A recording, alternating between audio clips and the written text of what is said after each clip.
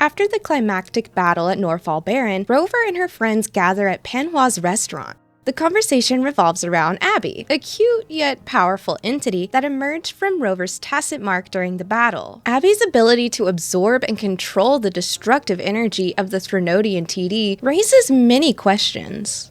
Yang Yang recounts the battle, explaining how Abby came forth from Rover's body, blocking and consuming the Threnodian's energy. This leads to discussions about Abby's origins, suggesting it might be an echo, Rover's own, absorbed and stored within her. Baishu's research reveals a deep connection between Rover and Abby, termed as convergent codependency, where their energies and vitalities are linked. This symbiotic bond means they can affect each other's emotions and well-being. The realization that Abby cannot leave Rover's side adds a layer of mystery and potential vulnerability to their relationship. After much discussion, Rover names the entity Abby, and they agree to explore Abby's unique abilities further.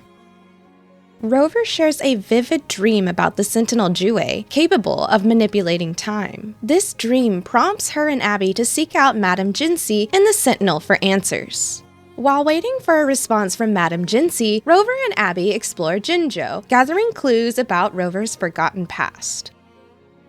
At the city hall, they meet Sanhua, Jinsey's assistant, who informs them that Jinsey has gone to Mount Firmament to investigate the Sentinel's disappearance. Sanhua stresses the need for discretion to avoid causing panic. The Fraxidus have reportedly imprisoned the Sentinel, leading to dangerous temporal disruptions. Sanhua's revelation that Jinsey ventured alone to Mount Firmament underscores the urgency and danger of the mission. Of course, Rover agrees to follow and assist her. Rover meets up with Chang Li, the Wayfinder, who guides us to Mount Firmament. Along the way, Chang Li shares a folktale about the mountain's unique temporal properties and the heavy price of traversing its grounds. She explains that the time anomalies on Mount Firmament are tied to the Sentinel's temporal mandate. The disruption of this mandate by the Fraxidus has thrown the mountain's time flow into chaos.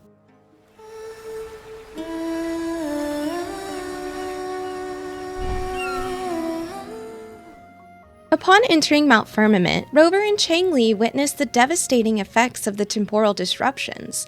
Frozen animals and people, and chaotic time flows. They head to Hongjin, a key location affected by the disruptions, where they believe Jinsey might have passed through. They find evidence of Jinsey's presence and learn about her efforts to protect the people of Hongjin, despite showing signs of overclocking from overuse of her powers. In their pursuit of Jinsey, Rover and Chang Li navigate through Truthseeker's Pass, a facility filled with advanced mechanisms and holographic TDs as defenses created by the Court of Savante. They discover research notes detailing the Sentinel's injuries and the Court's attempts to replicate its powers using chronosorters, devices that can manipulate time within a limited scope.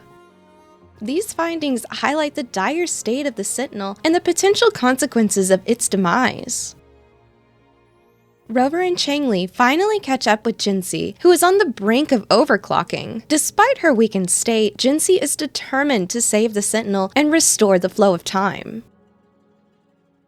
They proceed to the Mianlong chamber, where the Sentinel Ch1 is held captive. Ch1 reveals that it has sustained severe injuries and can no longer delay the inevitable. Its death would plunge Jinzhou into a state of perpetual temporal chaos.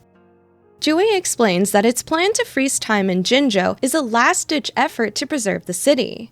However, Jinsey proposes an alternative, engaging in a battle to trigger her second resonance awakening, which would give her Ch1's powers and restore the flow of time. Despite the risks of overclocking and potential death, Jinsey's resolve to protect Jinzhou drives her to challenge the Sentinel.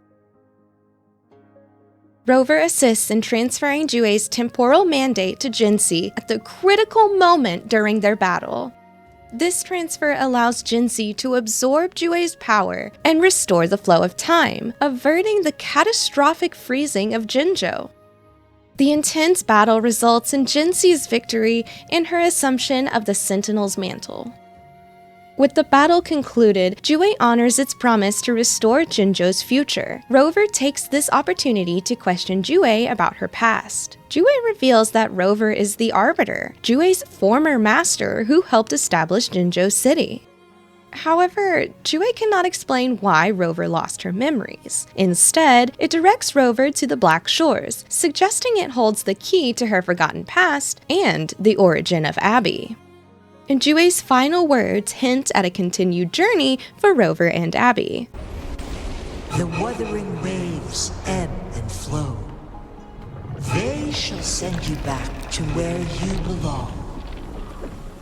Which means we're going to Black Shores, baby! So basically, in this quest, we see Rover uncovering more about her mysterious past and her connection with Abby, and of course the thrilling climax when Rover and Jinxie face off against the powerful Sentinel Ch1. And Jinxie's determination and bravery shine as she battles to save Jinzhou by triggering her second resonance awakening. It's a risky move, but it pays off, restoring the flow of time and ensuring the city's future. And after the battle, of course, Rover gets some answers from Ch1 about her past and learns that she's actually the Arbiter, a crucial figure in Jinzhou's history.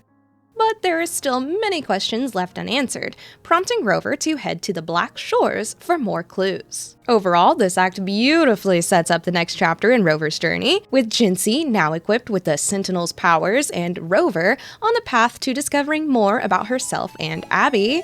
I'm so excited to go to the Black Shores, and hopefully we get to see Camellia again. But anyways, that's what happened in Chapter 1, Act 7. If you enjoy breakdowns like this, then please hit that thumbs up, and don't forget to subscribe and stay tuned for my next lore video. Once again, I am Oofie, and thank you so much for watching.